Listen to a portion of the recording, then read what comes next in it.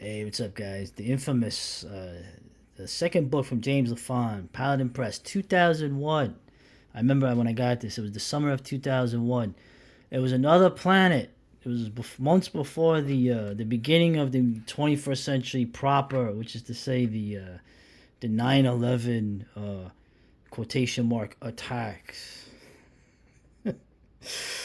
This book came out, and this book pissed off a lot of people. And what I want to say about this book is this as DIY as it comes. I mean, James literally the photos, the unscientific, again with the quotation marks, as they said, studies he did coming from his wargaming background, which all the martial art people poo-pooed as unscientific.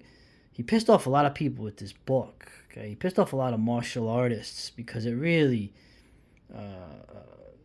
undermined a lot of their blade defense, which you still see some of this crap. I mean, Black Belt magazine is still on the newsstands. I can't believe it. Right? The other people he pissed off were the people that made expensive tactical knives. Okay, and of course, eventually that all went into the police. The small fixed blades the police use. But regardless, he got everybody pissed off with this.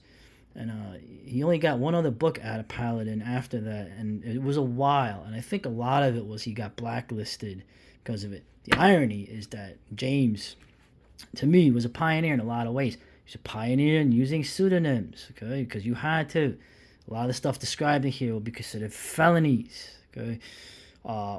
Using pseudonyms soon became the staple of the internet, so you would not get fired from your job, to say the least. So it's kind of funny that he originated a lot of this stuff. Also, the fact that undermining the narrative, this was just the beginning of James's journey, which was to, red pill, whatever you want to call it. Looking behind the veil, seeing the reality of the world. Of course, he's gone way beyond these days here, but this was sort of the beginning. Okay, he probably had a more, he probably didn't mean to subvert things or upend things, but by his studies that he did, like I said, with his wargaming background, he came up with charts. He did a study of about 700, 800 people in the Baltimore area, mentioning, of course, that this is Baltimore. Maybe it wasn't like this in the rest of the country, but he was studying a lot of these things, these accounts, right? And using his mind, he came up with interesting conclusions, okay, which went against the orthodoxy. And of course, now it's kind of cool looking at this book now. When I was looking at this book, I was a fucking asshole. You wouldn't have liked me probably back then, but it was a better day. Those pre 9/11 days. This was the beginning of his journey, perhaps into, the world we're all in now. But anyway, the book essentially is a lot of, not, I don't think every single one, but pretty much the framework of using the concepts of what grips, what kind of weapons, long blades, shanks versus blades, grappling, all the topics of the day, and framing them with his own analysis, but basing everything on these stories. Okay, this is kind of like you say in the oral tradition of storytelling. Most of it are these occurrences, incident number. Right, he has them numbered, and he'll describe the story. And some of these stories. And the thing about this book too is that a lot of people are getting butchered and fucked up, and James is able to make it funny. Okay, he's able to make it entertaining and funny. Right, that's right. I ain't no white boy. So this story here, this guy Haynes, right, a black gentleman from the South. Okay, now living in Baltimore. He was a musician. This story here, I like that he goes to buy some liquor for him and his bandmates after the gig. And as he was in the store, okay, somebody marked him. Okay, right. Who was staying calm in the poor black section of the town. Somebody marked him, brushed his right shoulder. He found out later he had been marked on the back of his shoulder with white chalk. Okay, Okay, the devils. This one was a common mugger's gambit, which an accomplice of the muggers who waited outside marked the back of a patron carrying a lot of dough. Of course, my man had a wad of dough, right? Showing off his wads, yo. So as he moved the bar, he was grabbed around the neck from behind by a larger, younger man and approached by the smaller man who wanted his money. But Haynes did taekwondo. He kicked the dude in the face. The strong man said, "Oh, so you was a fighter," and been cranking the hold as he and Haynes fell back against the wall. As they struggled, Haynes reached into his right front pants pocket and drew his trusty Barlow, which is a folding lock blade. Nary a click, he reverse gripped, stepped to the left, and drove the blade bone deep into the mugger's thigh. The fool screamed like a stuck pig. Let go, fall to the ground, say, "Please, mister." It was Missa now, right? And babe, "Please don't kill me. Please don't kill me, Missa." Haynes turned around, flipped the Barlow back, and said, "Nah, I ain't gonna kill you, boy. But damn if you ever gonna waylay another brother," right? Haynes later confided to the author, right? That's James. "Ain't nothing racial about it. But damn, there's plenty of money to be had without robbing a brother. Weren't like that back home, right? He's from the South. He's a Southern boy. Doesn't like this Northern shit." As Haynes prepared to dish out justice, the guy he kicked in the face ran. So the larger man was curled in a half-fetal position, trying to stem the flow of blood from his leg. As Haynes spread his legs, got low, and filleted his black ass. Right? He was basically cutting this dude. His would-be mugger squirmed like a bitch and pled for mercy. Right? So it's kind of a funny story. And when his friends got his knife away from him, he pulled out a carpet knife and started cutting the guy again, who then started to cry. Started crying on the street, right? Once again, he was restrained by his friends as the cops rolled up. And in this case, we had a good resolution, right? The cops were looking for these guys. Right? The cops said, "I don't know you. I want him." Right? The good old days. That's just an example of the story. It was funny. Right? It's a funny story. I like here too the whole idea of the grip, right? In the end, like the techniques really, stabbing, maybe slashing a little bit, but mostly everything is stabbing, right? The posture, right? The reverse grip, okay? The fantasy idea of the reverse grip that martial arts always taught. Remember the X block? Maybe you don't. When actually the reverse grip, the only grip, one of the few grips you can use on someone running from you, like if you're in the prison yard, or the actual legitimate outward backhand stroke, the lateral outward hammer fist with the blade. The only three one-stroke kills of blade come from this stroke. If you remember our hero, the liberal guy in Brooklyn, the liberal guy who ran and tripped over, he got, with his useless Hispanic Marxist girlfriend, he got done in by a reverse, in this case, a downward stroke from that guy. He stabbed him twice and finished him off. Okay, very powerful stroke. Okay, leading with the knife. Right, a lot of guys use it to show. Right, of course, the ready posture. This is the big dog. This is the one you want. Right. The ready posture where you conceal it, or you protect it, you hold it back, right? The exception of swords held in the ready, the posture indicates a desire not to show the blade, minimizing risks and maximizing results. This is pretty much how somebody would use a blade in a defensive position, the ready posture. But there are exceptions, as I went over before.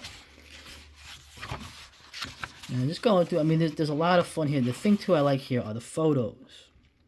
Right? These photos are taken on a film camera back in the day by friends of James. I remember that blade. Right, so James describing it. The real cool, so many good parts here, cool things in here. How you find this book, I have no idea. Maybe get a PDF from James. This book was selling for like hundreds of dollars at one point. So somebody was selling that. Somebody from Japan. Of course, Shanks, right? Bloody junk, right? The majority of people are getting done in by junk, right? There's only one way to use it.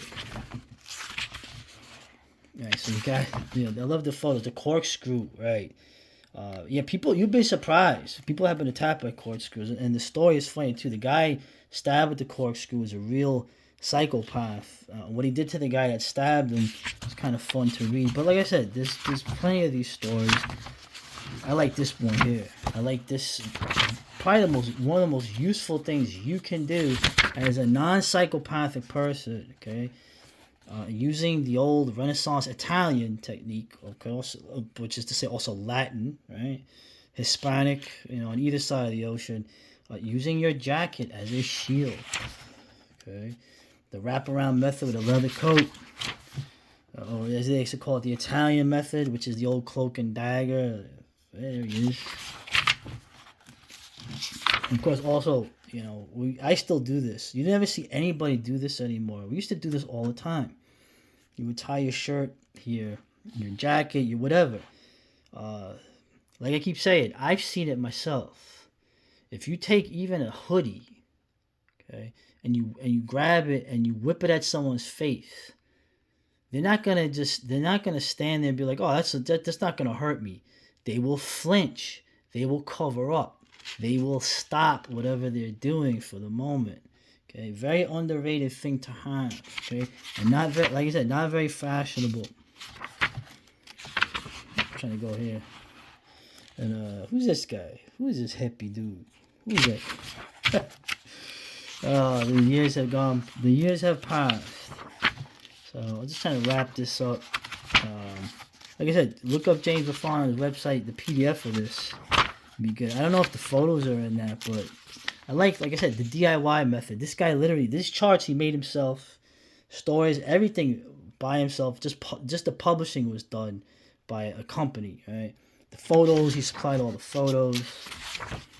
And let's see if I can find, unarmed successes against the blade, which is really the biggest thing, because rarely are you going to be blade to blade. And look at this. Life has meaning only in the struggle. Triumph or defeat is in the hands of the gods. Swahili war song. See, the universal masculine from one end to the other, recognizes the same things. Okay? Who is this hippie dude, man? Look at this guy. He looks like a lowlife, right? Anyway, you know what? I'm gonna end it with an encounter, and I remember this blade, right? The Othello blade. This thing was cool. This thing was the handle. The blade was longer than the handle, so when you folded it, you still had an ice pick essentially. So they needed a special sheath. But I want to read. Look at this. Black kids used to do this, apparently kicking people at the bus stops in Baltimore. But I want to go over the last story in here. The thing that makes this really real. Let's see. Where is it? I think I would be more prepared. There we go. What time you got left? Let's see. You know what? I'm going to do this as a separate vid, so I don't think James will mind. Conan's little brother. Right? It also stars another Indies Goings Down favorite, Guru Rick, but back in the early 80s. So I'm going to go over that story in and of itself. But Logic of Steel, great book. The beginning of James pointing out inconvenient truths, right? Real inconvenient truths, not bullcrap, the rebellious bullshit of the last 30 years, which all these guys were part of the establishment. James is not. My man is literally living out of his backpack, jet setting around the nation on Amtrak. But I'll leave it out here with all right. The advice that's still some of the best advice here. If God forbid you're ever in a fight with a group, okay, if you're fighting, right, if you have an accomplice, drag them to the fight, mark them up. If you're with a bunch of dudes going after you and you're gonna get it, try to mark them all up. Then if not, they're gonna claim that they're witnesses. Okay, so try to get everybody. I know it's a hard thing to remember when adrenaline is pumping, but also I like the idea of the knifer as villain in America. Right, Americans are distance killers. Right, the blade is used by the savage, by the foreigner, by the underclass. Right, we use guns or big guns. Right, so now I'm not against guns, but I'm just saying that use a blade, and people are gonna think you're a criminal or crazy. So, oh well.